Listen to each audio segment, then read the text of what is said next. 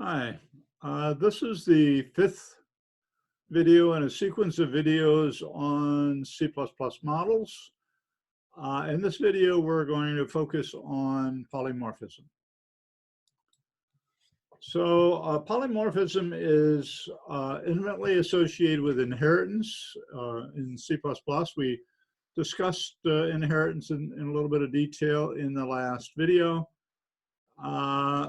So let's suppose we have a base class B and we derive publicly from that a class D. Now, we could, in fact, define multiple derived classes, D1, D2, D3, and so on. And the interesting thing is that C++ supports binding a base class pointer or base class reference to any one of those derived classes. So I can construct a base pointer, B star PB, equals the address of D1. And I could also assign a base reference BR to the class D2. Understand that an ampersand on the right-hand side of an equal sign is an address. The ampersand on the left-hand side, adjacent to a type is a reference. So anyway, I can define the language will allow me to bind these derived objects to pointers or references for the base, typed as pointers or references to the base. And we'll see why we might want to do that in just a second. Let's suppose we have a function fun, so it might be declared void fun B star PB. So it's a function that doesn't return anything and accepts a pointer to a base. That function will accept a base pointer even if it is bound to a derived object. And in fact, that's what polymorphism, that's the basis for polymorphism. We can pass to this function a reference to any derived, a pointer to any derived object as long as it's typed. The pointer type is base. So that allows us to substitute in this function various derived instances, D1, D2, D3, pointers to them. And the function will operate on those derived objects using the syntax of the base class. And since the interface of the base class hasn't changed just because we added a new derived class, the function doesn't know the difference. It just does its base thing to those pointers. And the effect is that we call that function on the derived object. And those functions, the content of those functions may be different, as we'll see in just a second. So inheritance supports two features: inheritance of implementation, where we acquire all the methods and all the data of the base class. Inheritance always does that. The other feature, the more important of the two features, is substitution. We can substitute in this function B that accepts a base pointer. We can substitute any one of the derived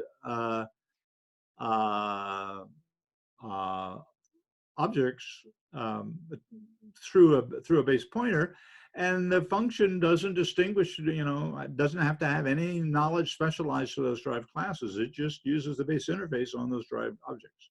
Very, very powerful, as we'll see. Here's how this works, virtual function dispatching. So here, suppose we have a class B. It has a base constructor that accepts a name, and it has a virtual destructor and a virtual member function 1 and virtual member function 2 and a non-virtual function who. And it has a private virtual function named with a name, and it has a private data member name. And presumably, member function 1 or the constructor may call this string name, resulting in some sort of mutation of this name value. In the D class that publicly derives from B, it has a D constructor. It has a virtual destructor. It does not override MF1, but it does override MF2.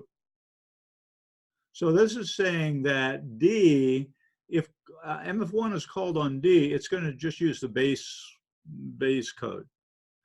But if MF2 is called on D, it's going to use the derived code, the code that the derived class provided in this override.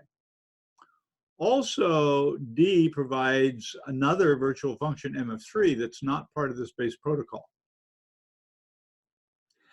And it did an override on this base virtual function string. Now notice this is private, and class D can access protected member data of the base class, but it can't access private directly. But the point of overriding this private function, it can override it. It can't access it, but it can override it.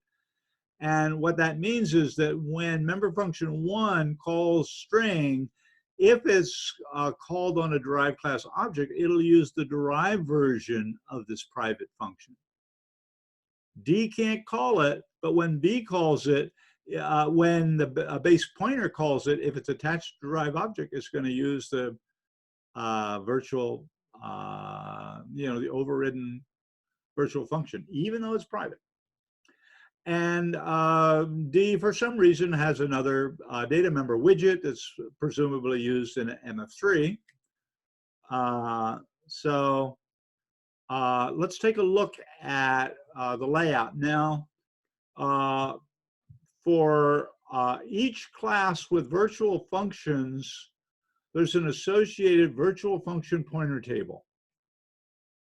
So here for B, we have a pointer to MF1 that points to B's code. We have a pointer MF2, points to B's MF2.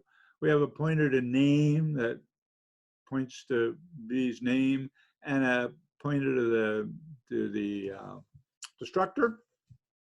That's all defined, these linkages are all defined in the virtual function pointer table for the base class, and every base class object has a pointer to its, if it has a virtual function pointer table, then the object will have a pointer to the virtual function pointer table. So when on a base pointer, I call MF2, if I'm bound to a base object, that will just go here, look up MF2, and call BMF2.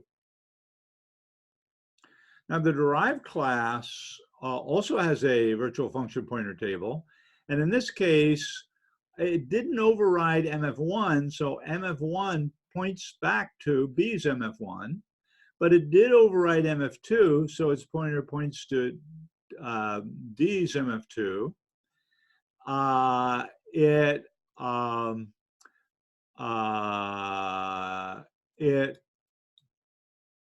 It defined a new MF3 function, and that's because it's virtual. It has a slot in the virtual function pointer table that points to D's code. And the name function points to, because the D overrode it, it points to the D's code. Now again, D can't directly invoke this function, but when D invokes a member function 1, if member function 1 uses that name function, then if I'm a derived object, it'll use the derived version. Now, so here's a base object. It has a pointer to the base virtual function pointer table, and it has a pointer to its one data member name. And here's a derived object that has a pointer to its the derived virtual function pointer table. Notice that it has a, it's inherited the base name, even though that's private, it's still inherited. It's not accessible directly to the derived class, but it has to have that function, because when a derived object, a pointer to the base class bound to a derived object, calls MF1, if MF1 is calling name, then this will call the name function, and that will manipulate this data member. So the derived object has to have all the data of the base class. Now, it also has a slot for widget, the new item added to the derived class that presumably is manipulated by the new member function MF3. Notice that I overrode MF2, and I have an override declaration for a name, even though it's private, I can override it. In C++, unlike the managed languages, in C++, the override is optional. I could leave it off and this would work fine. The only thing that override does here, the fact that this is typed as virtual does the same thing that override does in the managed languages. What override does here is ensure that you are actually in the derived class overriding a base class. If you say override, but you made a spelling error in the function name, the compiler will detect that and say, hey, you're overriding a function that doesn't exist in the main, in the base class. And that'll, that's just a safety check against typos as you're developing code. So anyway, this is how virtual function dispatching works, okay? So really powerful mechanism. Let's explore an application of that. So here we have a class hierarchy that represents a software development organization. This might be for a piece of code that supports the various roles in the organization. Maybe it has job descriptions for each role and pay rates and all that sort of stuff. So whatever, what this hierarchy has, it has a person class that has an iPerson contract and interface to the iPerson class, and it has an iSoftware engineer interface that declares a contract for whatever software engineers do, contract for what people do, contract for what software engineers do. A software engineer, this happens in the code I wrote to be an abstract class, is both a person and a software engineer. It represents both. And devs are software engineers, so they're both people, and they implement both of those. Devs are software engineers. Team leads are software engineers through the dev. A team lead is a dev, so it's also a software engineer. Program manager, a project manager is a software engineer. And the project manager may have some additional stuff, he's given a project, and that project has, as an immutable part of it, a budget. And eventually the project will accumulate some documents and probably has none at the beginning. And it may accumulate some code and it probably has none at the beginning. And the devs and the team leads interact with that code baseline with using relationships. Dev does a pull on a repository in the baseline and does whatever modifications that need to be done, and then pushes it back to the baseline. So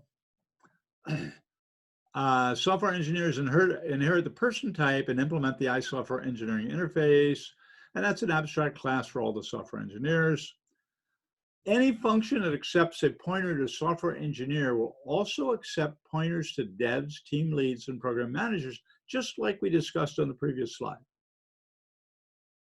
So if iSoftware engineer defines a pure virtual method, say do work, any derived class can override that method. Devs do work the way devs do it.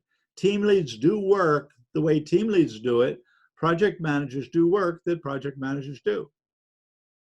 So they're each defining that do work function that's for which we have a contract in this interface they're each implementing those their own versions of those functions.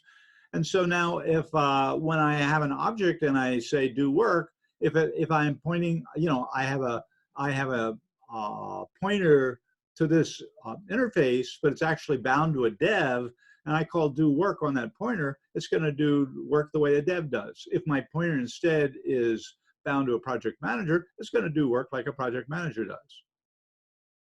So that's powerful. Now, even more powerful, notice what happens. So the designer of this hierarchy says, oh, I forgot QA. Okay. A week later, he discovers, oh, I forgot the QA. I got to have a QA type. And so he adds QA, okay, and he overrides the do work method. Nothing else changes. I may have a whole bunch of functions here that, you know, the do work function doesn't change. I may have a bunch of other functions that either are member functions of this, you know, declared in the interface, or they're functions that accept pointers or references to anything that derives from this interface. So it gives us incredible flexibility. We have changing requirements or something we forgot, or we need to fix something. We can make those changes. We can add that new type and nothing else changes. We haven't broken any other code. You know, let's suppose that we have a graphical editor that a CAD system is using, and there may be 3 million lines of code that depend on that graphical editor.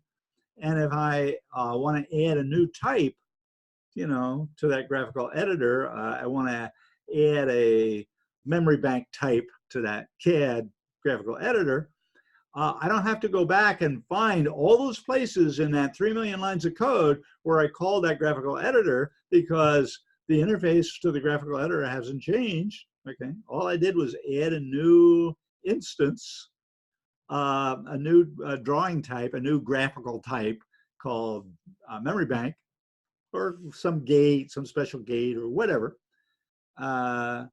And nothing broke. So very, very powerful. Templates using polymorphism provides a great way of writing flexible code, one of two major ways in C++. The other major way is templates, and we're going to discuss that in the next video. So with that, I'd like to thank you for your attention and invite you to watch the next video in the sequence, which will focus on C++ templates.